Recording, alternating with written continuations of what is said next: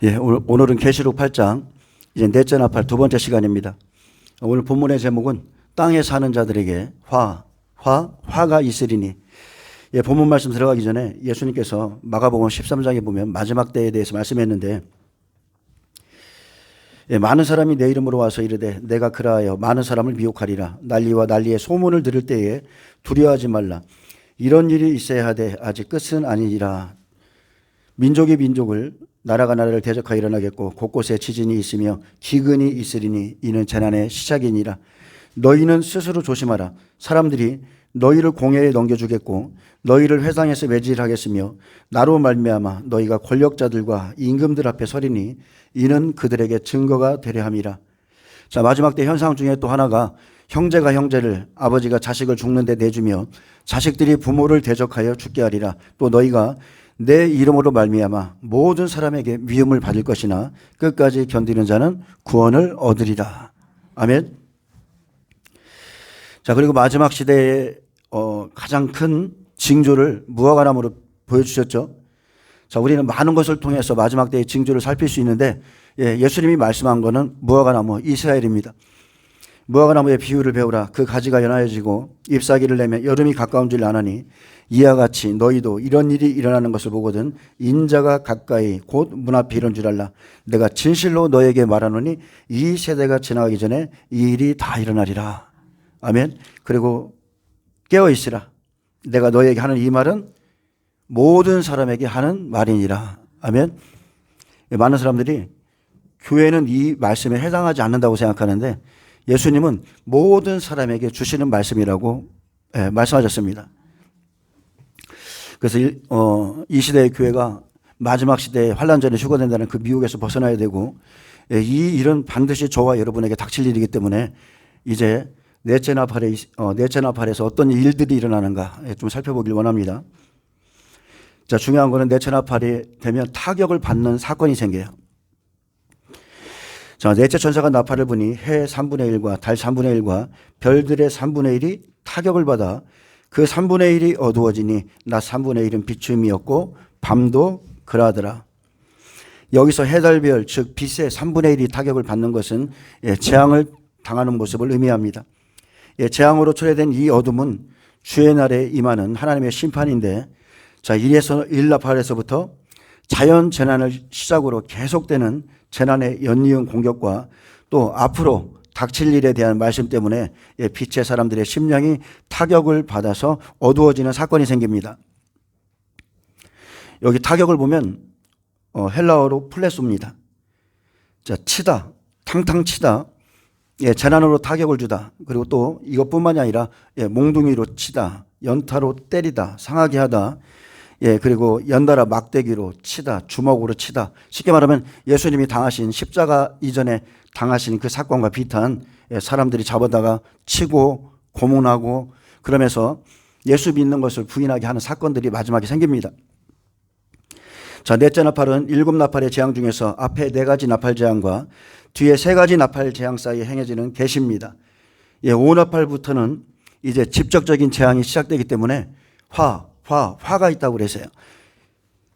증인들이 하나님 나라에 들어가기 위해서, 그리고 하나님의 백성들이 하나님의 나라에 들어가기 위해서 반드시 견뎌야 낼 3번의 화가 있음을 선포하면 해와 달과 별들의 3분의 1이 두려움에 빠지게 됩니다. 누가복음 21장 25절에 보면, 자, 헬라어 직역성경으로 좀 읽어드립니다. 그리고 해와 달과 별들에서 표징들이 있을 것이고 땅에서는 이방 나라들이 성남 바도의 파도 소리 때문에 괴로워할 것이다. 사람들은 세상에 닥칠 일을 예상하고 두려움으로 기절할 것이라. 참으로 하늘의 능력들이 흔들릴 것이라. 자, 이처럼 이제 사나팔에 각처의 우상이 세워집니다. 여러분, 이제 적그리스도가 통치하게 되면, 한일회가 시작되면 정확하게 느부갓네살이 등극하고 2년이 지나면 각처의 우상을 세워서 누구든지 저 우상에게 경배하지 않는 자는 다 죽이라고 그랬죠. 몇이든지 다 죽이라고 그랬어요. 자, 그 일이 시작될 때에 곧 닥칠 일 때문에 사람들이 심령이 타격을 받아서 어두워지고 믿음에서 파선하는 사람들이 나올 거라겠습니다. 근데 그 숫자가 3분의 1이나 된다는 것이죠. 넷째 천사가 나팔을 부니 자, 첫 번째 여기서 해, 달, 별을 좀 살펴봅니다. 해는 복음 시대죠. 구원받은 이방인을, 자, 복음을 받은 이방인을 해라고 합니다. 해 3분의 1, 즉 복음을 받아들인 자인데 예수님은 사람들의 생명의 빛이시라고 했어요. 그래서 예수님은 참빛으로, 세상의 빛으로 이 땅에 오셨죠. 그래서 복음을 전하시는 시간이 정오고 낮의 역사, 빛이 있을 동안에 믿으라고 그랬습니다. 근데 율법은 천사를 통해서 받았기에 저녁이 되고 아침이 오니 이는 첫째 날이니라. 그처럼 율법이 지나가야 복음이 오고 그림자인 밤이 지나가야 참빛이 옵니다. 다른 해의 빛을 받아서 밤에 비추이는 역할을 하죠. 그래서 해가 어두워질 때 달도 어두워지죠. 예수님의 십자가 사건을 보면 해가 어두워지니까 달도 핏빛같이 되는 겁니다. 갈라디 3장 23절에 믿음이 오기 전에 우리는 율법 아래에 매인바 되고 계시될 믿음의 때까지 갇혔느니라. 자, 이 말씀과 동일하고 시편 84편 11절에 여호와 하나님은 해요 방패이시라. 여호와께서 은혜와 영화를 주시며 정직하게 행하는 자에게 좋은 것을 아끼지 아니하실 것이니이다. 좀 이제는 해와 달과 별, 구약에 기록된 말씀으로 좀 살펴봅니다.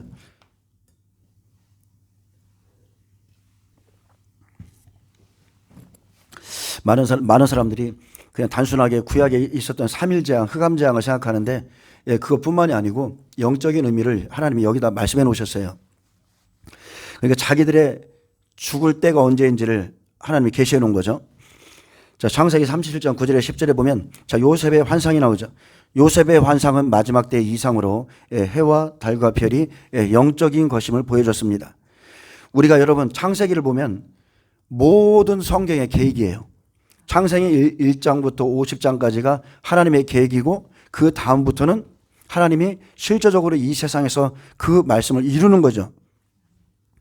그래서 아브라함은 구약 시대를 의미하고, 자, 이삭은 예수님이시죠. 복음 시대를 의미하고, 자, 야곱은 장자 에서가 버림받죠. 이스라엘 백성들, 율법 백성들, 장자가 버림받으니까 야곱이 장자의 역할을 가죠. 그래서 야곱이 구원받습니다. 저와 여러분이죠. 그래서 지금 야곱 시대는 성령 시대, 은혜 시대고, 그래서 야곱 시대가 끝날 때 신풍나무 가지 벗겨서 야곱의 양떼와 라반의 양떼를 나누죠. 누구의 양이냐? 나눕니다. 그래서 그 나무 가지 줄기를 벗겨서 물에다 던졌더니 그 물을 먹고 얼룩덜룩한 거, 정과 흠 있는 양들이 다 야곱의 양떼가 되죠. 그 양떼가 저와 여러분이에요. 이렇게 이방인의 충만한 수가 차면 자, 에서를 향해서 나아가는데 자, 이제 마지막 시대는 야곱 시대가 끝날 때 요셉 시대입니다. 종말 시대죠. 그래서 우리는 시대마다의 하나님의 구원을 볼 줄 아셔야 돼요. 자, 장자 에서 이스라엘이죠. 버림받습니다. 그리고 야곱 시대, 자, 은혜 시대, 성령 시대가 지나고 이제 요셉 시대가 되면 요셉의 환란이 옵니다. 요셉은 마지막 7년 환란 시대의 종이고 환란이 오기 전 요셉은 야곱이 입혀준 채색 옷을 특별히 입었습니다. 그의 형제들에게 다 입혀준 게 아니라 요셉에게만 채색 옷을 입혔는데 이것은 신부의 옷입니다. 복음의 옷이고, 그래서 요셉은 야곱을 이어서 봤기 때문에 요셉은 해입니다. 빛이죠. 그리고 신부의 옷을 입은 자며, 자, 마지막 때 일들을 하나님께 계시받고 그 형제들에게 전하면 자, 이들이 시기하고 미워하죠. 이 형제들은 달과 같은 존재입니다. 이스라엘이에요. 자, 창세기 37장 5절을 좀 읽어보면 자, 요셉이 꿈을 꾸고 자, 하나님의 계시가 임합니다. 자기 형들에게 말하며 그들이 더욱 미워하였더라. 요셉이 그들에게 이르되 청하건대 내가 꾼 꿈을 들으시오. 자, 요셉이 어떤 심정으로 말했을까요? 그가 교만해서 그냥 내가 이런 꿈을 꿨습니다. 내가 당신들보다 낫습니다. 이런 의미로 말했을까요? 저는 그렇게 생각하지 않거든요. 좀 전에 잠깐 순간적으로 이 말씀이 제 마음 가운데 들어왔는데 그가 받은 계시를 정말로 알려주고 싶은 심정으로 했을 거예요. 내가 꾼 꿈을 들으시오. 우리가 밭에서 곡식단을 묶더니 내 단은 일어서고 당신들의 단은 내 단을 둘러서서 절하더이다. 그의 형들이 그에게 이르되 내가 참으로 우리의 왕이 되겠느냐 하고 그의 꿈과 그로 말미암아 더욱 미워하더니. 자, 참으로 내가 우리의 왕이 되겠느냐. 근데 하나님의 섭리 가운데는 이게 이루어집니다. 사람의 생각으로는 어떻게 그런 일이 일어날 수 있어? 생각하지만 하나님의 섭리 가운데서는 일어나요. 요셉의 꿈은 밭에서 곡식단을 묶는 꿈입니다. 즉 종말의 말씀이기 때문에 미움을 받게 되는데 지금도 똑같죠. 지금도 종말의 말씀을 전하면 깨닫지 못한 사람들이 이유 없이 미워하는 겁니다. 자, 9절에 요셉이 다시 꿈을 꾸고 그의 형들에게 말하여 이르되 내가 또 꿈을 꾼즉 해와 달과 열한별이 내게 절하더이다 하니라. 그가 그의 꿈을 아버지와 형들에게 말하며 아버지가 그를 꾸짖고 그에게 이르되 너의 꾼 꿈이 무엇이냐. 나와. 자, 나는 해죠. 또 내 어머니와 달이죠. 내 형들이, 자, 열한별은 양치는 종들이에요. 참으로 가서 땅에 엎드려 내게 절하겠느냐. 자, 야곱은 이 해와 달과 별을 나와 내 아내와 11명의 아들에 대해서 비교했습니다. 자, 환란이 오기 전까지 이 말씀을 믿지 않았지만 실제 기근이 오면 자, 찾아가서 절하게 되죠. 자, 이 형제들은 복음의 말씀, 마지막 때 계시의 말씀을 버린 종들이죠. 기근에 들어가면 예언의 말씀은 이루어집니다. 가나안 땅에 있던 요셉의 형제들은 실제 이제 기근이 들고 먹을 양식이 떨어지자 육신의 양식을 구하러 애굽에 가서 결국은 요셉 앞에 엎드려 절하게 됩니다. 자, 마지막 때 우리 시대도 마찬가지죠. 여러분 마지막 때 반드시 7년 기근이 있습니다. 많은 사람들이 마지막 때 기근을 놓고 하나님이 우리를 먹이신다고 그래요. 하나님이 우리를 먹일 거야. 하나님이 만나를 내려줄 거야. 완전한 착각입니다.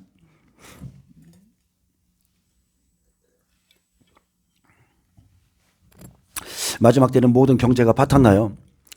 첫째 나팔, 둘째 나팔부터 하늘에서부터 피 섞인 우박과 그리고 불이 떨어져서 땅과 바다를 3분의 1을 살라버리기 때문에 엄청난 기근이 오는데 그래서 마지막 때는 한 데나리온의 밀한데 한 데나리온의 보리 석대를 살 수밖에 없는 그런 시대가 오는데 그것도 짐승의 표를 받은 자만이 매매할 수 있다는 겁니다. 누구든지 이 표를 받지 아니하면 절대로 매매할 수 없다고 하겠습니다.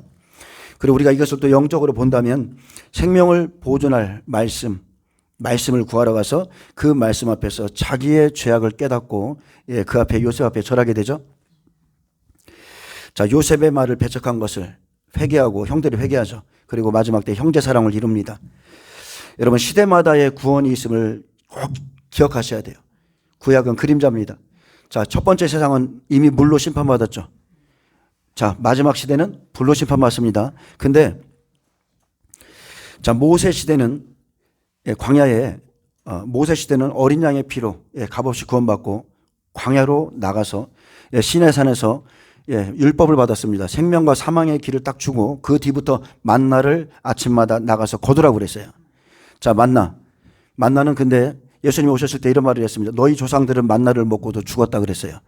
근데 내가 바로 그 만나라는 거죠. 내가 바로 하늘에서 내려온 생명의 떡이라고 그랬습니다. 근데 예수님 시대도 마찬가지죠. 생명의 떡, 만나를 먹고도 또 사람들이 죽었어요. 우리 시대도 마찬가지입니다. 지금 이 종말의 말씀은 요셉이 주는 말씀은 생명의 말씀, 생명의 떡이에요. 우리의 영혼을 구원할 말씀인데 마지막 시대도 이 떡을 먹고도 순종하는 자가 있고 순종치 않는 자가 있습니다. 그래서 순종치 않는 자는 결국 멸망하는 것이고 노아도 순종함으로 인해서 자기의 생명, 자기 가족을 구했습니다. 그래서 우리가 말씀을 듣고도 불순종할 수 있기 때문에 우리도 생명의 떡을 먹고 죽을 수 있다는 거. 자, 그것을 명심하시기 바랍니다. 그의 형들은 시기하되 그의 아버지는 그 말을 간직해 두었더라. 자, 야곱은 그 말씀이 하나님께로부터 온 것을 깨닫게 되죠. 여러분 영적인 말씀 들으면 이것은 하나님께로부터 왔다는 거 직감적으로 압니다. 그래서 그 말씀을 간직했고 해와 달과 열한별은 여기서 복음과 율법과 그리고 하나님의 종들을 의미합니다. 자, 달 3분의 1은 율법의 이스라엘 백성들. 다른 율법 시대죠? 율법 시대. 그림자 시대. 자, 하늘의 증인이에요. 시편 89장 37절 또 궁창의 확실한 증인인 달같이 영원히 경고하게 되리라 하셨도다. 자, 그리고 별은 종들을 의미하죠. 증인들이 아니라 하나님의 종들을 의미합니다. 그래서 일곱 별은 일곱 사자라고 그랬죠. 하나님의 종들이고요. 요셉의 형처럼 양떼를 먹이던 종들. 자, 그리고 별들의 3분의 1. 쉽게 말하면 종들이 어두워진다는 겁니다. 계시록 1장 20절에 내가 본 것은 내 오른손에 7별의 비밀과 또 7 금촛대라. 7별은 7교회의 사자요 7 촛대는 7 교회니라. 그래서 넷째 나팔에 해, 달, 별 3분의 1이 타격을 받아 어두워집니다. 누가복음 21장 28절에 이런 일들이 일어나기를 시작하거든 너희는 일어나서 너희 머리를 들라. 왜냐하면 너희의 구속이 속량이 가까이 오고 있기 때문이다. 하나님의 말씀을 통해서 지금 어느 때까지 와 있고 앞으로 우리가 견뎌야 될 시간이 어떤 일들이 생기는지 알고 있는 것은 너무나 중요하죠. 하나님의 일하심을 아는 것, 구속의 때를 아는 것은 너무나 중요합니다. 이래서 산나팔 자연재난이 끝날 때가 되면 증인들이 이제 앞으로 5나팔, 6나팔, 7나팔에 있을 말씀을 미리 다 외쳐주는 거죠. 근데 이제 5째 나팔부터 시작될 그 아주 큰 시험 앞에 많은 사람들의 심령이 타격을 받고 어두워집니다. 쉽게 말하면 두려움으로 장차될 일을 미리 보고서 막 두려워서 사람들이 이제 떨어지는데 이제 5나팔부터 믿음에서 떨어지는 자는 이제 화입니다. 화를 당한다는 것은 하나님 나라에 들어갈 수 없다는 거예요. 자, 5나팔에 어떤 일이 일어납니까? 하늘에서 떨어진 별 하나가 사탄이죠. 하늘에서 떨어진 별 하나가 무저갱의 문을 열면 황충들이 연기 가운데서 땅 위로 막 올라옵니다. 완전 쏟아져 나오는 거죠. 얼마나 많이 쏟아져 나오는지 해가 다 가려질 정도라고 그랬어요. 이처럼 오랫동안 무저갱에 갇혀 있었던 셀 수 없이 많은 황충들, 즉 귀신들이죠. 귀신들이 5달 동안 고통을 주라는 명령을 받고 그 땅 속에서부터 다 쏟아져 나옵니다. 그들은 여러분 생각해 보세요. 그냥 나오겠습니까? 엄청난 분노를 가지고 나와서 정갈의 권세와 같은 권세를 받고 오직 하나님의 인침을 받지 아니한 사람들만 해하라. 영적으로 그게 다 보이죠. 구원받을 자들은 영적으로 하나님이 다 인을 쳐놨어요. 그래서 인침을 받지 아니한 사람들만 해하라. 모든 걸 갉아먹는 어마어마한 황충의 공격에 사람들이 죽음을 찾습니다. 근데 죽음을 찾아도 그날에는 발견하지 못하고 죽기를 바라도 죽음이 그들에게서 달아날 것이라 하겠습니다. 그래서 죽지는 않는데 고문과 고난과 아픔 속에서 어떤 사람들은 그래도 예수님을 시인하고 어떤 사람은 부인함으로 인해서 이제 화를 당하는 사람들이 나옵니다. 이 시대는 정말로 두렵고 살벌한 시대입니다.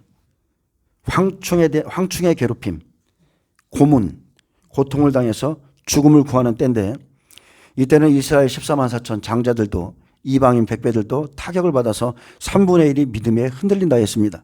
여러분 저는 황충이 나와서 정갈이 쏘는 것과 같은 고통을 준다고 그랬죠? 제가 이것을 실제로 예수님 믿고 받아봤거든요. 저쪽 하늘에서부터 벌떼 같은 것이 제가 그때 영적 전쟁을 하고 있었는데 너무 괴로워서 그냥 울며 살다시피 했어요. 하여튼 그런 시간을 엄청 보냈습니다. 하나님 앞에 살려달라고, 나 좀 도와달라고. 그렇게 했는데 제가 저쪽 서산에 있었을 때 그때 기독교 백화점에 책을 사러 갔다가 그 바깥에서 저희 사모님은 시장에 들어가고 그리고 저는 거기서 잠깐 기다리고 있었는데 갑자기 제 안에서 모든 것이 이렇게 부서지고 뚫어지고 해결되는 너무나 시원한 역사가 일어나서 드디어 내가 영적 전쟁에 승리했다. 이런 감동을 받았어요. 그런 감동을 받았는데 감동을 받고 나니까 바로 몇 초도 안 돼서 저 뒤에서부터 뭐가 완전 영음이죠. 붕붕붕붕붕 이런 소리가 나는 거예요. 붕붕붕붕. 그러면서 그것들이 달려들면서 제 온몸을 쏘기 시작하는데 너무나 괴롭고 너무나 아파서 어떻게 할 바가 없어서 목사님한테 전화 걸고 장모님한테 전화 걸고 지금 알 수 없는 일이 막 지금 생겼다고. 내가 지금 죽게 생겼다고. 그러면서 제가 차 타고 막 교회로 가서 거기서 막 기도했던 그런 기억들이 있어요. 그때부터 엄청나게 힘든 시간을 보냈어요. 그래서 이게 이 황충들의 괴롭힘, 영적인 공격을 받으면 여러분 사람이 견딜 수가 없습니다. 제가 그래서 여러분에게 기도하라는 거예요. 예수님이 그러셨죠? 겟세마네 동산에서 한시도 깨어 있을 수 없다냐. 너희는 시험에 들지 않기 위해서 깨어 기도하라. 그래서 제가 기도를 강조하는 겁니다.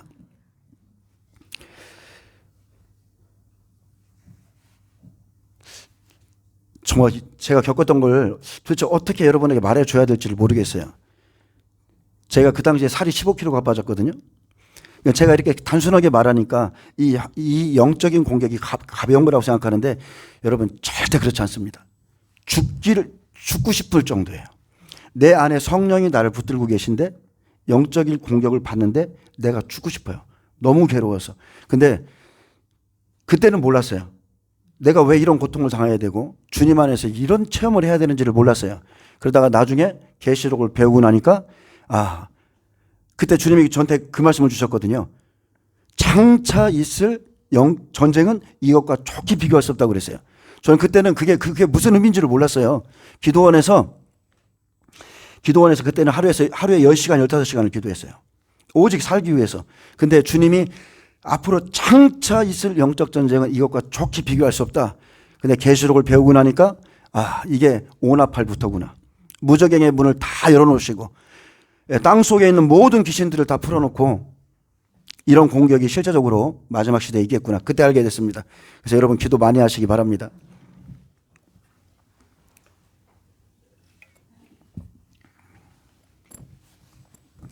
계시록 9장 4절에 보면 그들에게 이르시되 땅에 풀이나 푸른 것이나 각종 수목은 해하지 말고, 해하지 말라는 것은 다치게 하지 마라, 상처나게 하지 마라. 아직 그들의 시간이 아니다.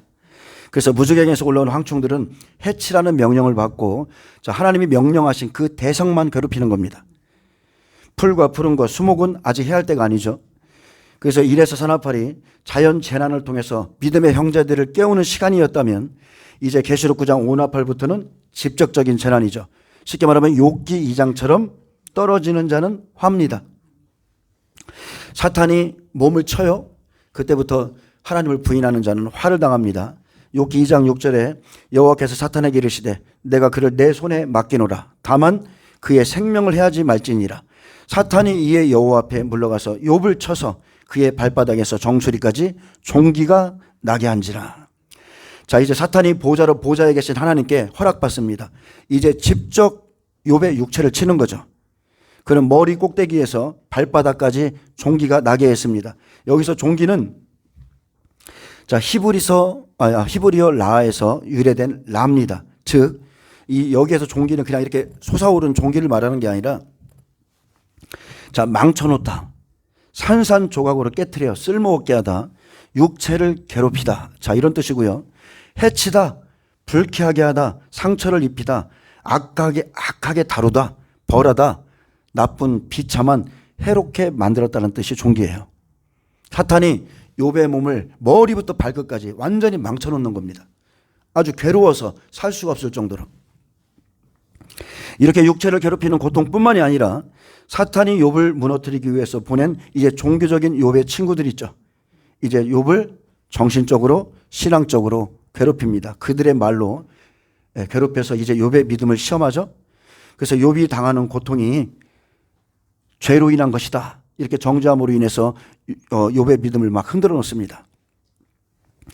이처럼 계시록 9장 4절에 보면 그들에게 이르시되 땅에 풀이나 푸른 것이나 각종 수목은 해하지 말고 오직 이마에 하나님의 인침을 받지 아니한 사람들만 해하라. 그래서 여러분도 인정을 받으셔야 돼요. 우리는 지금 성령의 인을 받았지만 우리가 환난 속에 들어가기 전에 인침을 받지 않으면 해함을 받습니다. 그러나 그들을 죽이지는 못하게 하시고 5달 동안 괴롭게만 하시는데 그 괴롭게 함은 정갈이 사람을 쏠 때 괴롭게 한 것 같더라. 그날에는 사람들이 죽기를 구하여도 죽지 못하고 죽고 싶으나 죽음이 그들을 피하리로다.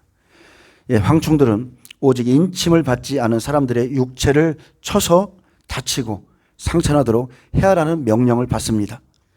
황충들은 사람들이 죽기를 구할 만큼 괴롭게 하는 권세를 받았고 이것은 하나님이 허락하신 권세이기 때문에 그날에는 엄청난 고통이 있습니다. 여기서 괴롭게 하다, 이 뜻은요, 헬라 바사니조입니다. 고문하다는 뜻이에요. 고통을 주다, 괴롭히다, 흔들다, 성가시게 굴다라는 뜻이죠. 그러니까 욥이 당했던 그 육체의 고통, 정신적인 고통 외에 또 실제적으로 마지막 시대는 우리를 잡아주고 넘겨주고 죽이는데 내어준다고 했듯이 그런 일들이 생깁니다.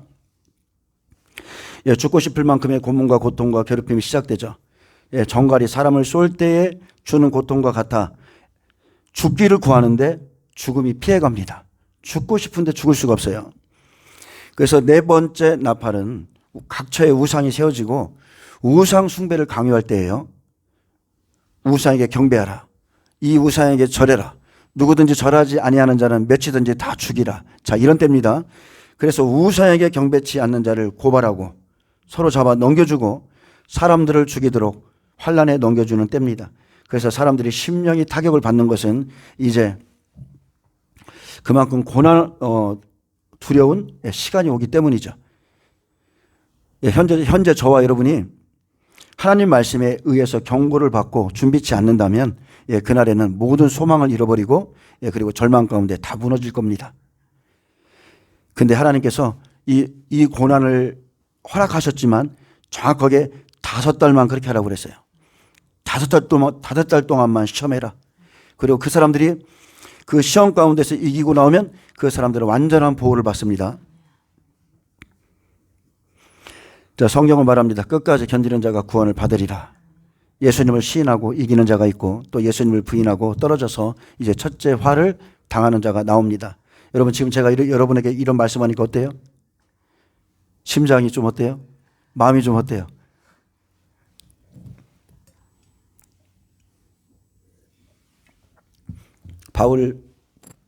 사도 바울이 뭐라 하겠습니까? 하나님 나라에 들어가려면 많은 고난을 받아야 할 것이라고 그랬죠. 마지막 시대 똑같습니다. 많은 교회가 거짓말을 가르쳐요. 우리에게는 환란이 없다. 어려움이 없다. 휴거될 거라고 그러는데 성경은 그렇게 말하지 않습니다. 우리가 이런 말씀을 들어도 벌써부터 마음이 어두워지고 좀 고통스러운데 실제 네 번째 나팔에서 우상이 세워질 때 이제 오 나팔에서부터는 실제 죽음이 있다라고 증인들이 외쳐주기 시작하면 많은 사람들의 마음이 닥쳐올 일로 인해서 어두워지고 실제 그날에는 많은 사람이 화를 당합니다. 3분의 1이 다 떨어진다고 그랬습니다. 그래서 예수님은 제자들에게 시험에 들지 않게 깨어 기도하라. 근데 마음에는 원이로되 육신이 약하도다 그랬죠. 그래서 우리에게 성령을 부어주신 거예요. 제자들은 그때 성령이 없었어요. 근데 우리는 지금 하나님의 영을 받았잖아요. 얼마든지 견딜 수가 있습니다. 그리고 주님이 그들의 연약함을 보시고 그리고 마지막에 이렇게 말씀하셨어요. 일어나라. 함께 가자. 일어나라. 함께 가자. 도와주겠다는 뜻이죠.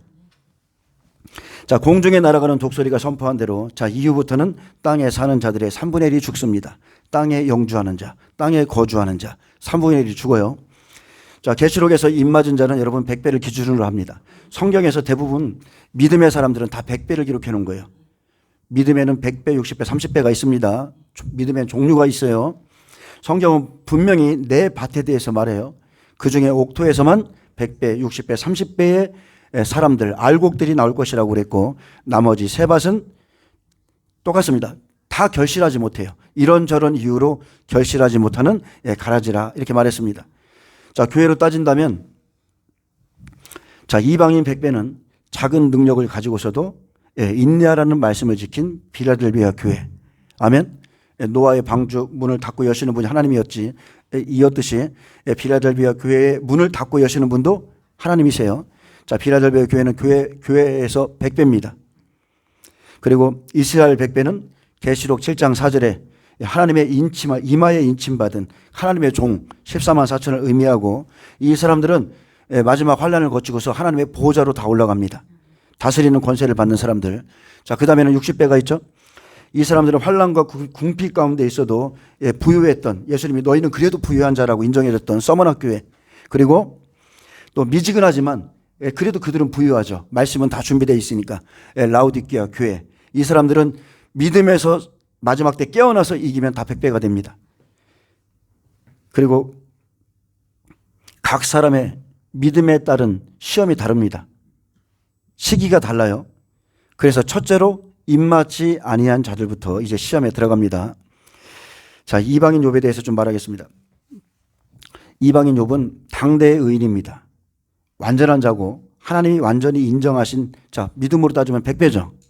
근데 그가 받는 욥이 고난받는 모습은 정확하게 5나팔의 모습이에요.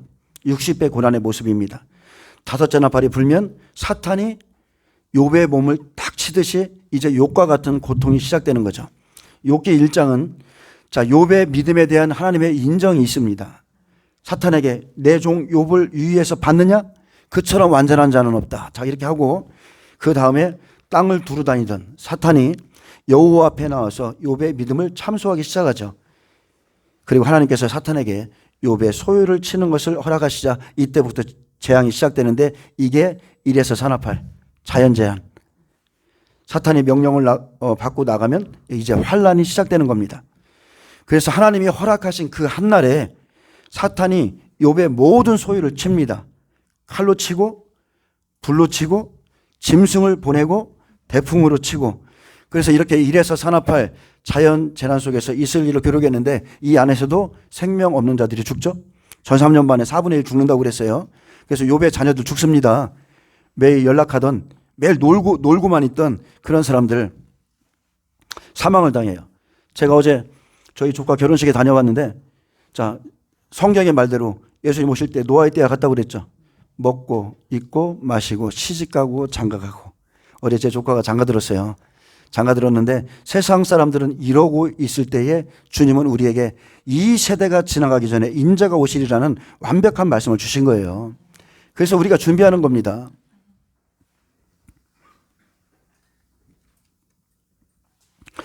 계시록 9장 5나팔에 사탄이 무저갱의 문을 엽니다. 그러면 황충이 여기다 황충으로 기록해놨는데 쉽게 그냥 말하면 귀신들입니다.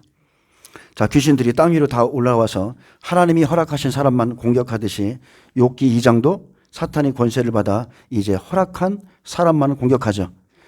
사탄이 첫 번째는 욥의 소유를 다 뺐습니다. 그리고 이제 그의 몸을 치는 것은 5나팔 5개월 동안 60배들이 고난을 받는 모습이에요. 이것은 예표입니다. 그림자로 우리가 볼 수 있게끔 하나님이 기록해 놓은 거예요. 욥은 이방인이죠. 그래서 이 시간에 이 시기에 욥의 아내는 못 견디죠. 하나님을 욕하고 떨어졌습니다. 당신이 그렇게 하나님을 잘 믿었는데 왜 당신이 이런 시련을 당해야 돼? 왜 하나님이 우리의 소유를 다 걷어가? 그러면서 하나님을 욕하고 죽으라고 그렇게 하고 떨어졌어요. 첫 번째 화입니다. 성경은 곳곳에서 심판의 날에 100배보다 60배들이 먼저 화를 당하는 모습을 기록해 놨습니다. 자, 화를 당하는 시간은 정확히 5나팔 5개월 정해져 있고요. 6나팔은 6개월입니다. 자, 느부갓네살 주기 2년에 곳곳에 우상이 세워질 때 다니엘의 세 친구는 다니엘보다 먼저 고난받습니다. 자, 느부갓네살의 신 그가 세운 금신상에 절하도록 종용을 받지만 자, 사드락 메삭 아벳노고는 거절했습니다. 차라리 죽는 것을 선택하고 그리고 7배나 뜨거운 풀무불 속에 들어갔는데 자, 그들은 그 안에 누가 있었어요? 한 사람이 더 있었죠. 예수님이 그 불 가운데서 그들을 싹 지켜주고 그들이 나왔을 때 불탄 흔적도 없이 풀무불 속에서 올라왔습니다. 이 사람들은 우상에게 경배치 않았어요.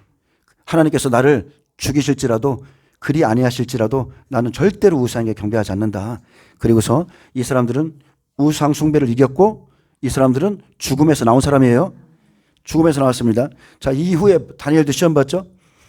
다니엘도 느부갓네살의 신상에 경배하지 않습니다.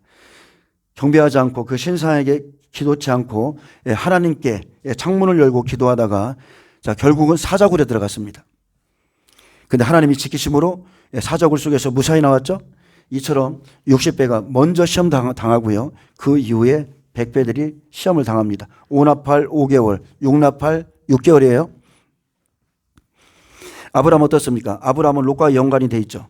아브라함은 소돔성의 멸망을 미리 계시받고 롯을 위해서 중보했습니다.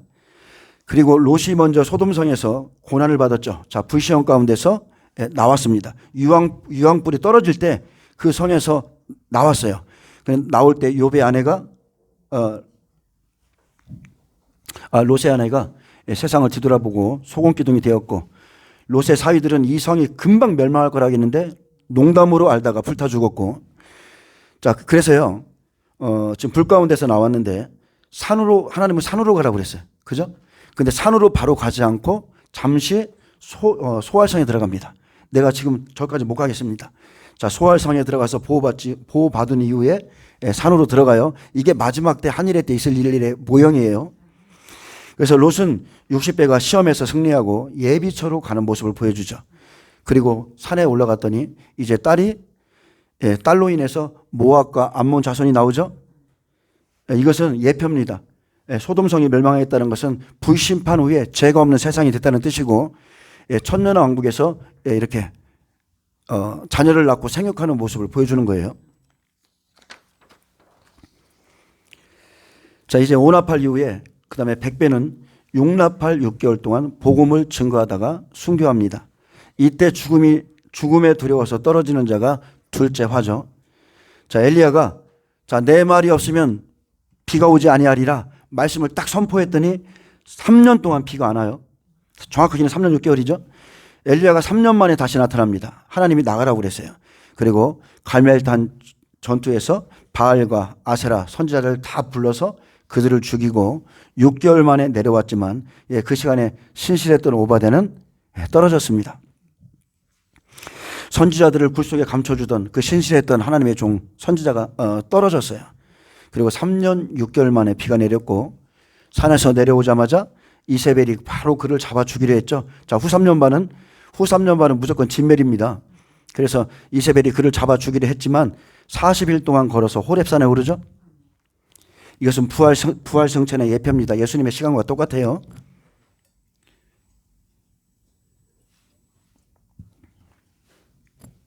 엘리야 3년 6개월, 예수님 3년 6개월.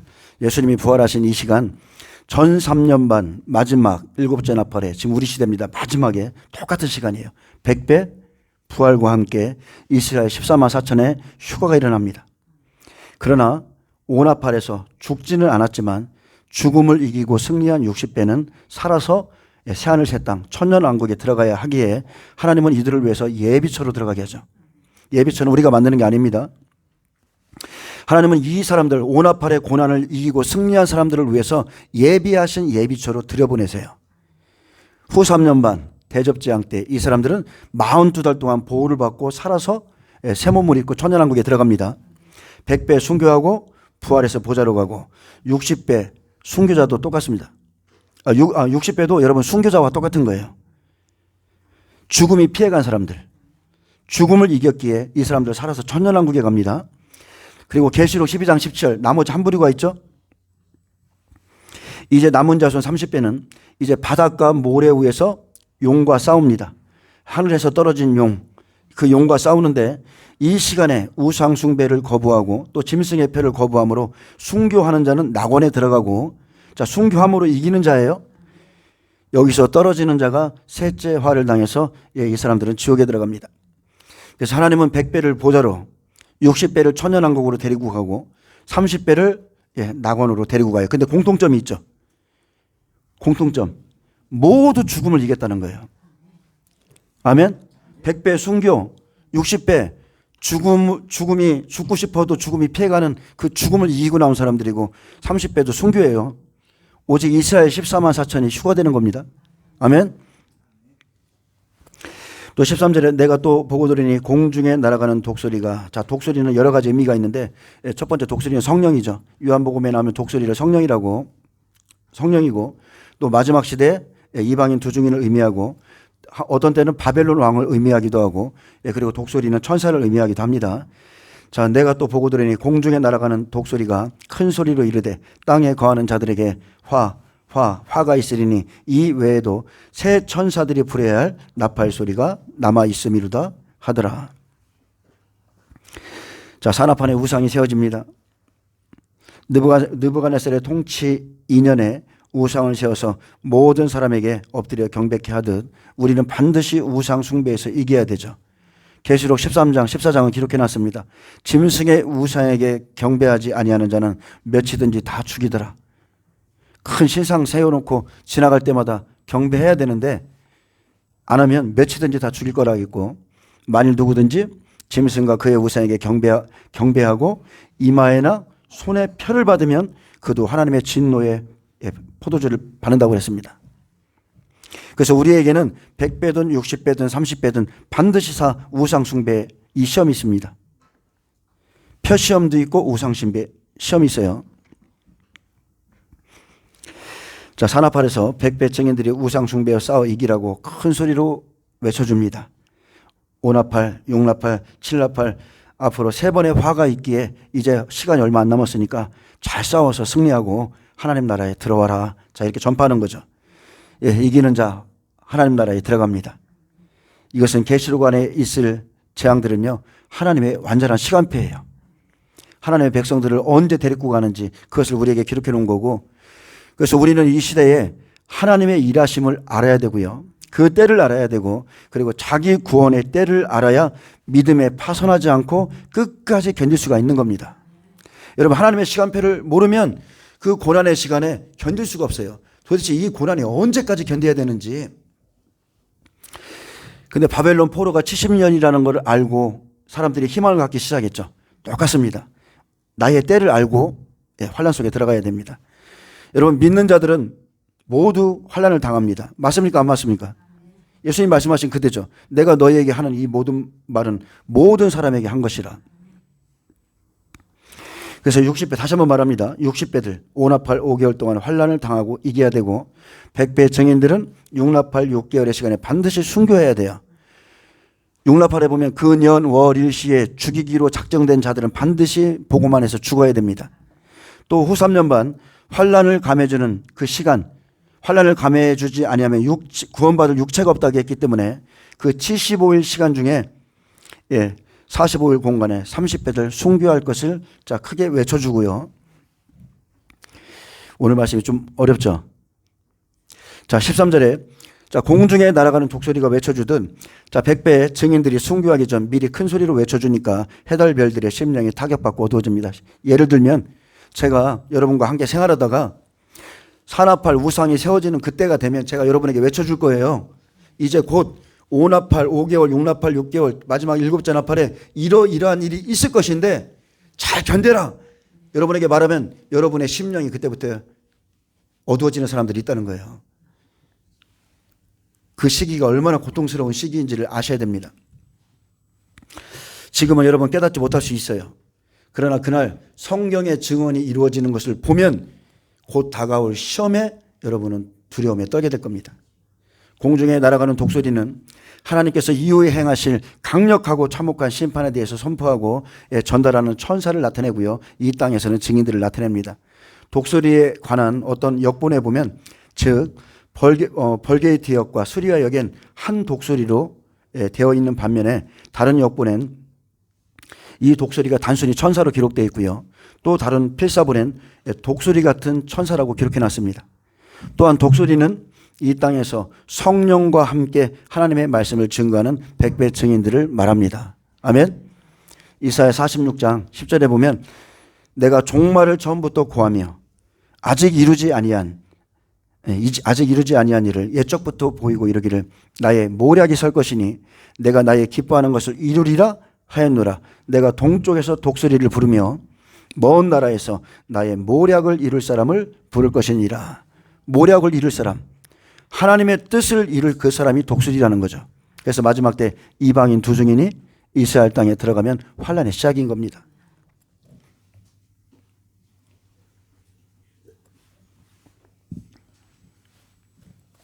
여러분, 아모스서를 좀 피시겠어요?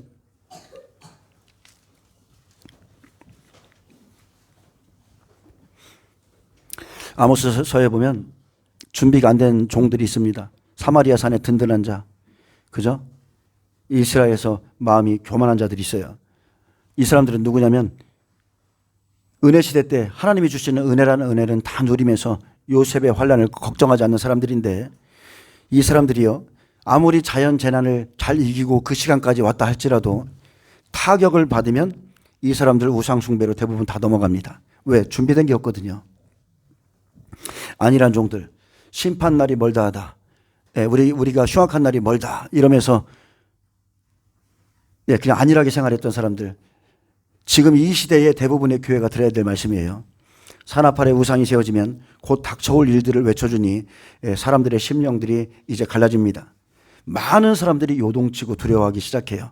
생명이 없는 자들 타격을 받으면 터져버립니다. 배가 암초에 걸려서 타격을 받듯이 무너지는데 쉽게 말하면 심령이 깨진다는 뜻입니다.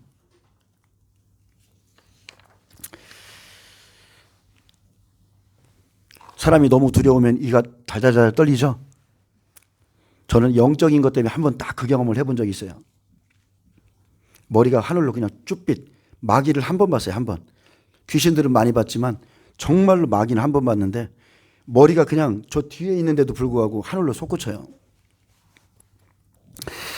자, 아모스 선지자는 사마리아와 이스라엘 지도자들의 영적인 무지와 곧 임할 하나님의 재앙에 대해서 선포했습니다. 어느 시대든 영적 지도자들의 교만과 방종의 원인은 안일주의에 빠져 있는 거예요. 주님 더디 오신다. 주님 늦게 오신다. 자, 이런 거죠. 근데 11절에 보면 여호와께서 명령하심으로 타격을 받아 큰 집은 갈라지고 작은 집은 터지리라고 그랬습니다. 큰 집 교회죠. 작은 집 여러분의 심령이에요. 여기서 타격은 히브리어 낙합니다. 치다, 때리다, 상처를 가하다, 죽이다, 살해하다, 벌주다, 세게 치다, 채찍 자국, 상처를 입히는 것을 타격이라 말하는데 그 산업할부터 우상에 경배하지 않는 자들을 이렇게 할 것이란 말이에요. 그래서 큰 집은 갈라지고 작은 집이 터집니다. 그래서 미련한 지도자들과 미련한 백성들은 세상에 힘 있는 권력자들, 예로 이 시대의 블레셋이나 바벨론은 두려워하면서 하나님의 심판의 날은 하나도 두려워하지 않았습니다. 그들은 하나님께 셀 수 없이 많은 은혜를 받았는데 깨닫지 못해서 요셉의 환난을 두려워하거나 요셉의 상처에 대해서 근심도 안 했습니다. 그러므로 여호와께서 심판을 명하시는 날 그들의 믿음의 집은 타격을 받아 터지고 갈라진다는 거죠. 여러분, 거짓된 믿음의 집 그날에 다 갈라집니다.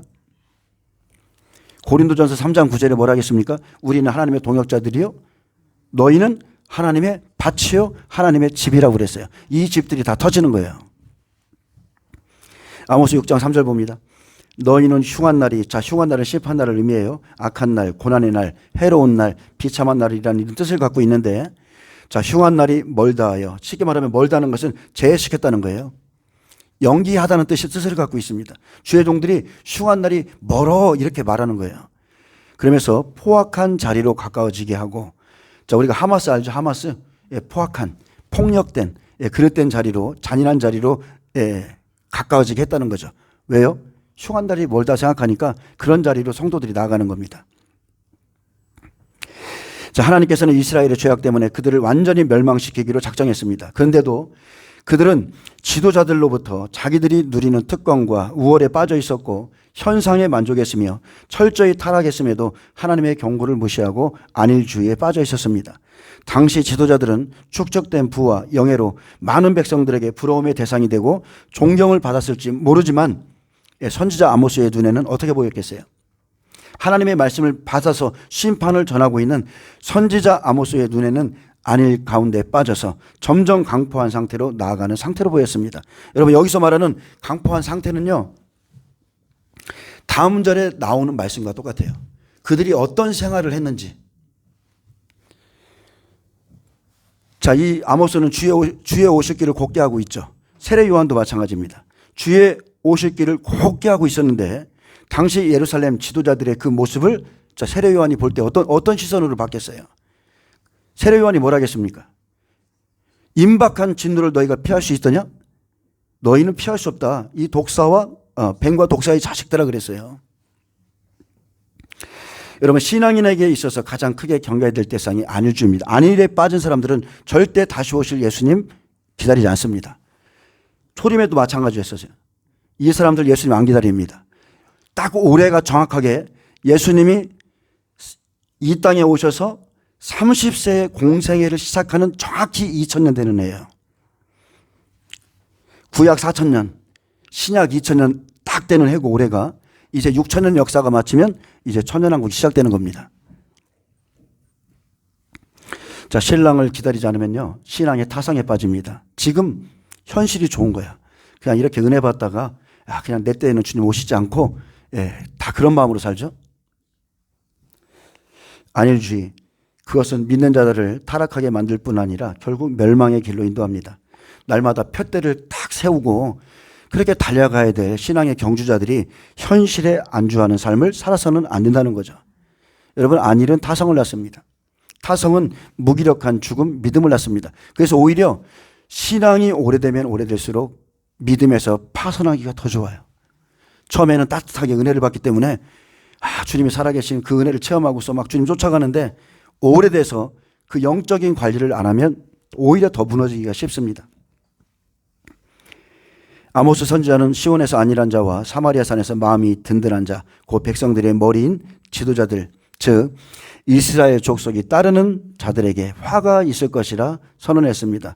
여러분, 이 사람들은요, 겉으로 보기에는 엄청난 은혜를 교회 안에서 쏟아내고 있지만 이 사람들 우상 숭배자들입니다. 아멘. 정확하게 보세요. 우상 숭배자들이에요. 이 사람들을 우상 숭배했기 때문에 심판한다고 그러는데 그들 교회 안에 기름 부음이 흐르고 찬양이 흐르고 다 흘러요.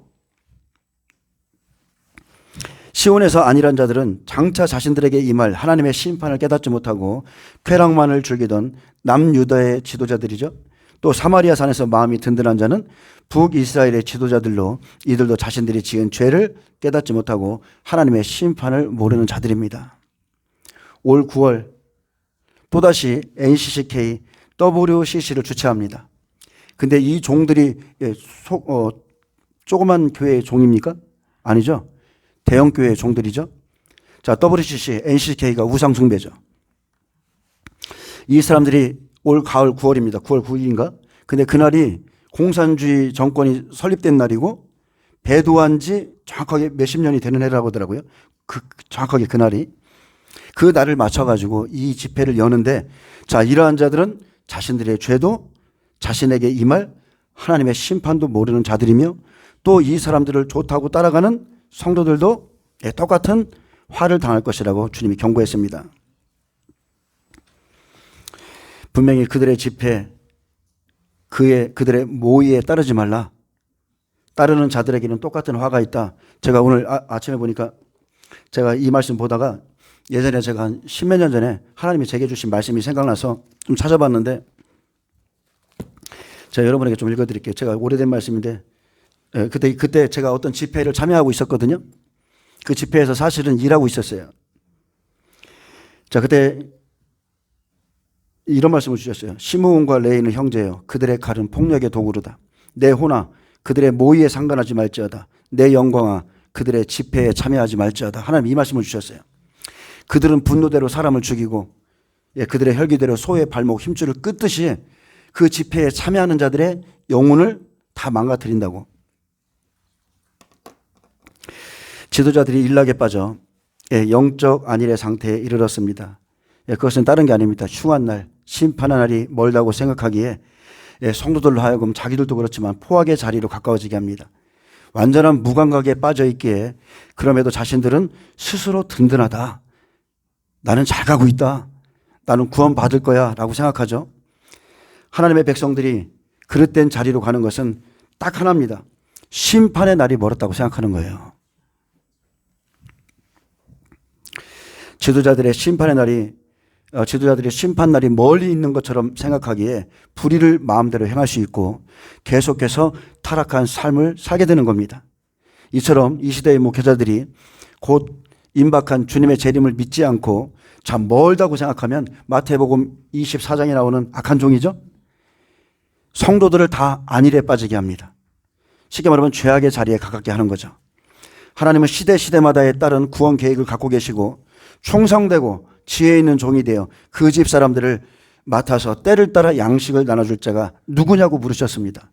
그래서 충성되고 지혜 있는 종은 때를 따른 말씀을 주어서 주의 오심을 준비시키고 그들의 영혼을 보존할 말씀을 주는 겁니다. 임박한 심판이 다가오는데도 다른 일에 분주히 빠져 있거나 여전히 은혜 시대의 말씀과 은혜 시대의 사역으로 성도들을 안일하게 만들고 있다면 여러분 그것은 잘못 가는 길입니다. 제가 예로 여기서 성령 사역을 하고 기름 부음 사역을 한다고 칩시다. 여러분이 많은 은혜를 받았어요. 막 기름 부음이 내려옵니다. 환상도 이상도 예언도 치유도 병고침도 일어나요. 근데 지금 곧 닥쳐올 하나님의 심판에 대해서 말해주지 않는다면 여러분은 맹인이요 소경입니다. 내가 곧 길이요 진리요 생명이라고 그랬어요. 길을 지금 제시해야 되는데 그것은 가르치지 아니하고 기름 부음만 그들이 원하는 사역만 하고 있다는 것은 그건 잘못된 거죠. 예수님이 오셔서 추수하고 있는데 거기서 그러고 있다고 생각해 보세요.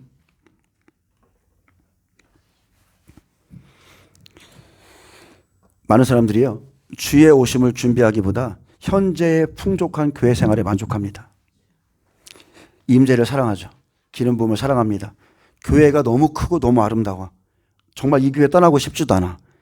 자, 근데 주님이 오시는 것에는 관심이 없어요. 여전히 먹고 입고 마시면서 땅의 즐거움으로 타락시키고 있다면 그것은 지금 여기에 나오는 아모스 시대의 지도자들과 똑같다는 겁니다. 자, 보겠습니다. 이제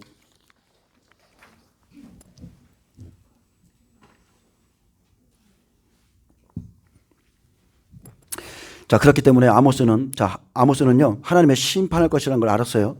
그래서 아모스는 때를 모르는 이스라엘 지도자들의 생활상을 기록해 놨습니다. 그들이 이렇게 생활한다. 이렇게 생활하고 있다. 백성들에게 존중받고 존경받고 있지만 그들의 실제 영적 생활은 이렇다는 거예요. 너희는 흉한 날이 멀다 하여 포악한 자리로 가까워지게 하고 상하상에 누우며 그랬습니다. 여전히 재물과 부귀 영화를 원하죠. 그리고 침상에서 기지개를 켭니다. 하나님의 종들이 영적으로 정말 게으르고요, 극도로 나태한 모습을 기록해 놨어요. 침상에서 기지개 켜는 하나님의 종들. 이것은 정말 죄 중에 죄입니다. 영적으로 나태한 자들.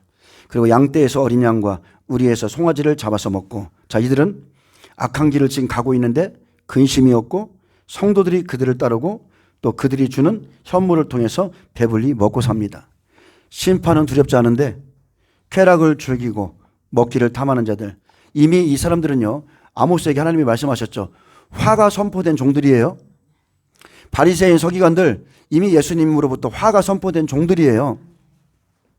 근데 화가 선포된 종들인데 성도들은 이런 사역을 하는 목사님들을 좋아하고 이런 말씀을 주는 지도자들을 좋아해서 따라간다는 거예요. 이미 화가 선포됐는데. 디모데후서 3장 4절에 쾌락을 사랑하기를 하나님 사랑하는 것보다 더하며 경건의 모양은 있으나 경건의 능력은 없으니 이 같은 자들에게서 내가 돌아서라. 아무리 사람 눈에 좋게 보여도 하나님의 뜻과 다른 길을 가는 지도자들, 마지막에는 멸망이 있습니다. 아모스 선지자는 심판이 닥쳐왔음에도 영적으로 무지한 안일에 빠진 선지자들의 모습을 보여줍니다. 자, 이 사람들이 성전 안에서 어떻게 했는지, 자, 그럼 이 시대의 교회 안에서 어떻게 하고 있는지 좀 보겠습니다. 자, 피파 소리에 맞추어 헛된 노래를 치절거리며 다윗처럼 자기를 위하여 악기를 제조하며. 자, 하나님은 한쪽에서 이스라엘의 파멸과 멸망을 예언하고 계시는데, 자, 이 사람들의 교회는 지속적으로 쾌락을 추구하며 헛된 노래를 지르거립니다.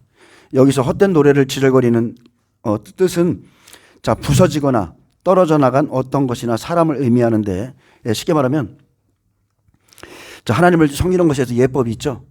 근데 어떤 규칙이나 질서도 없이 불러대는 노래를 의미합니다. 마치 혼수 상태에서 아무런 생각 없이 지절대는 모습을 묘사하는데, 노래를 해도 무슨 가락으로 하고 있는지, 가사를 읊어도 무슨 내용인지 모른 채 지절대는 모습이라는 뜻이에요. 그래서 문맥에 비추어 본다면, 자, 하나님은 심판을 선언했는데 심판의 날은 생각지 않고 그저 좋아서 희낙낙 곡조를 흥얼거리는 것이라 이렇게 할 수 있습니다. 자, 다윗은 많은 악기를 만들고 많은 노래를 지었지만 자기를 위하여는 이런 일을 하지 않았습니다. 근데 당시의 지도자들은 다윗의 이름을 빙자해서 다윗처럼 많은 노래를 하고 많은 악기를 제조하는 창조적인 예술성을 발휘했지만, 자, 다윗과는 달리 인간 중심적인 노래로 일관했기 때문에 하나님의 이름을 욕되게 하여 비난의 대상이 되었을 겁니다. 자, 이 실수를 지금 저희들이 하고 있죠. 그들은 하나님께 찬양을 드리기 위해서 악기를 제조하는 것이 아니라 자기들의 쾌락에 흥을 돋우기 위해서 악기를 만들었고, 지금 이 시대에도 하나님의 영광을 위해서 찬양을 작곡하는 것보다 자기들의 마음을 달래고 자기들의 처지를 위로받기 위해서 작곡을 하는 CCM이 엄청 나옵니다. CCM이 다 잘못됐다는 게 아닙니다. 여러분, 경배는, 예배라는 것은 하나님께 드리는 거죠. 그분이 우리에게 어떤 일을 행하셨고 그분이 어떤 분이신지에 대한 찬양의 가사가 있어야 돼요. 근데 요즘은 특히나 AI로 만드는 것 보면 다 자기 중심적인, 사람 중심적인 그런 노래를 불러요. 하물며 종들이 설교 중에 강대상에서 유행가를 부르는데 사람들이 막 감동받고 막 웁니다. 희한하죠? 자기 중심, 자기 혼의 감정에 취해서 지저거리는 거예요. 많은 사람들이 분별력을 잃어버렸습니다. 자, 자기 감정주의, 자기 위로는 찬양이 아닙니다. 종교적 감정이 있습니다. 복음과 상관없이 자기 감정을 찬양하는 거죠. 그래서 경건이 빠진 예배, 감성 자극하는 거, 나를 위한 찬양, 이것은 하나님을 찬양하고 경배하는 것이 아니라는 것을 잘 분별하셔야 돼요. 제가 여러분 보세요. 얼마나 많은 사람들이 지금 이 시대에 분별력이 없는지. 요즘은 AI가 딱 5분 만에 찬양을 작곡해줘요. 하나님에 대한, 예를 들어서 야 마태복음 뭐 7장 13절부터 15절 말씀으로 작곡 좀 해줘. 발라드 풍으로 해줘. 그러면 AI가 딱 5분이면 다 작곡해 줍니다. 설교도 마찬가지입니다. 근데 제가 며칠 전에 이런 걸 봤어요. 일할 때 듣는 마태복음 성경 말씀 재즈라는 것들이 막 올라오더라고요. 그래서 내가 도대체 이게 뭔가 하고서 봤더니 AI를 활용해서 노래를 만들었다는 거예요. 제작한 것이라고 그래요. AI를 활용해서. 그런데 하나님의 말씀을 감미로운 재즈풍의 노래로 만들어 올리는 채널이에요. 그러니까 마태복음, 그다음에 마가복음, 다른 것도 재즈풍의 노래로 계속 만들어 올려요.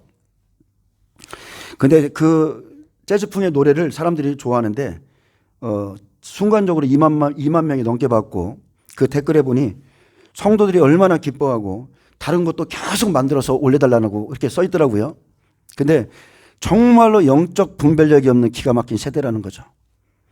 뭐 수많은 사람들이 AI가 작곡한, 하나님의 영에 감동된 작사, 작곡이 아니라 AI가 인공지능이 신이 돼서 그것이 작곡한 그 음악들을 따라가고 기뻐한다는 거죠.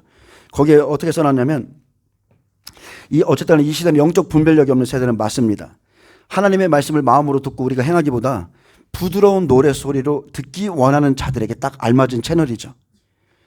자, 하나님이 이렇게 말씀했습니다. 내가 세상에 화평을 주러 온 줄로 생각하느냐? 화평이 아니요 검을 주러 왔노라. 내가 온 것은 사람이 그 아버지와 딸이 어머니와 며느리가 시어머니와 불화하게 하려 함이니라. 사람의 원수가 자기 집안 식구리라. 예수님이 어떤 마음으로 이 말씀을 하셨겠어요? 예수님이 이 말씀을 어떤 마음으로 주셨겠어요? 근데 이 말씀을, 이 엄중한 경고를 그 마음을 헤아리지 못하고 재즈풍의 노래로 이 가사를 얼마나 아름답게 부르는지 몰라요. 내가 세상에 제가 표현을 못하겠지만, 그리고 댓글에 보니까 예수님이 이 시대에 오셨으면 인기가 엄청 많았을 거라고 그래요. 아, 그래, 예수님이 이 시대에 오셨어야 돼. 인기가 엄청 많았을 거야. 듣기에 부드럽고 상쾌기에 좋지만 여러분, 이것은 성령의 역사가 아닙니다. 성령님이 하시는 역사가 아니에요. 요즘은 AI가, 인공지능이 하나님을 대신합니다. 노래를 만듭니다. 설교를 다 해줍니다. 그리고 AI가 설교까지 해요. 제가 정말로 놀라운 걸 봤는데, AI를 만든 그 프로그래머 그분들이 예를 들어서 카카오톡이나 어떤 채팅방을 하나 만들어줬어요. 그랬더니 AI가 하나 인격체로서 서 있어요, 다. 그래서 그 채팅방에 와서 야, 나는 이것을 논하고 싶어. 아니야, 나는 이걸 하고 싶어. 자기들끼리 대화를 하고 토의를 하고, 지금 AI가 지금 그런 단계에 와 있어요. 그리고 가상의 언어를 만들어서 인간이 알아들을 수 없도록 가상의 언어를 만들어서 자기들끼리 대화를 하는 게 지금 뉴스에 놀러온 겁니다. 이게 지금 우리가 여러 가지 주제를 놓고 인공지능이 지금 대화를 하고 토론하고, 이제 그들에게 뭐가 있어요? 몸을 입혀주는 거죠. 여러분 지금 로봇 봤죠? 우리나라에서 지금 현대에서 사람과 똑같습니다. 인공지능이 그 몸속에 들어갑니다. 영화에서나 봤던 일이 지금 현실에서 지금 되고 있고, 앞으로 2천만 원 정도면 1인 1로봇은 갖는다고 그래요. 그리고 AI는 우리가 무엇을 하는지, 우리가 가장 무엇을 원하는지를 추천해 줍니다. 우리가 무언가를 하나 검색하면 그 검색한 게 쫙 떠요. 우리 소리를 다 듣고 있다는 뜻이에요. 우리가 무엇을 보고 무엇을 하는지. 자, 이제 시간이 다 돼서 오늘 좀만 하고 마치겠는데, 여기까지만 하고 마치겠습니다. 자, 에스겔의 말씀처럼 하나님의 엄중한 말씀 앞에서, 자, 하나님의 말씀을 노래소리로 듣는 사람들, 어떻게 이렇게 성경이랑 똑같은지. 그들은 이랬습니다. 에스겔아, 그들은 내 말을 노랫소리로 듣는다. 하나님이 그랬어요. 에스겔 33장 30절에 보면 인자야 내 민족이 담 곁에서와 진문에서 너에 대하여 말하며 자, 야 에스겔 선지자가 무슨 말 하나 가보자. 각각 그 형제와 더불어 말하 이르기를 자 가서 여호와께로부터 무슨 말씀이 나오는가 들어보자 하고 백성이 모이는 것 같이 내게 나오며 내 백성처럼 내 앞에 앉아서 내 말을 들으나 그대로 행하지 아니하니 이는 그 입으로는 사랑을 나타내어도 마음으로는 이익을 따름이라. 자, 입으로는 사랑입니다. 하나님 사랑합니다. 마음으로는 이익을 따릅니다. 그래서 혹시 하나님의 말씀대로 준행하다가 손해가 있을까 봐 사람들이 말씀을 듣고 행하지 않습니다. 여러분 제가 지금 종말의 말씀 전하고 있죠? 사람들이 왜 행위가 없어요? 이익에 손해가 갈까 봐. 그래서 오늘 무슨 말씀을 하는가 들어보자 이렇게 하고 나옵니다. 하나님의 말씀은 행치 아니하고자 하는 그 사람들에게는 그냥 듣기 좋은 노래일 뿐이에요. 노래입니다. 하나님이 그래도 무슨 말을 하나 그 말씀은 들어봐. 그런데 행하진 않습니다. 그들은 내가 고운 음성으로 사랑의 노래를 하며 음악을 잘하는 자같이 여겼나니 내 말을 듣고도 행하지 아니하거니와 그 말이 응하리니 응할 때에는 그들이 한 선지자가 자기 가운데 있었음을 알리라. 여러분 분별하시기 바랍니다. 인간 중심의 신앙은 멸망합니다. 하나님의 말씀을 노랫소리로 듣는 자 반드시 멸망합니다. 그 말씀이 응하는 날에야 여러분이 알게 될 거예요. 하나님이 우리에게 얼마나 귀중한 말씀을 주셨는지. 예, 기도하겠습니다.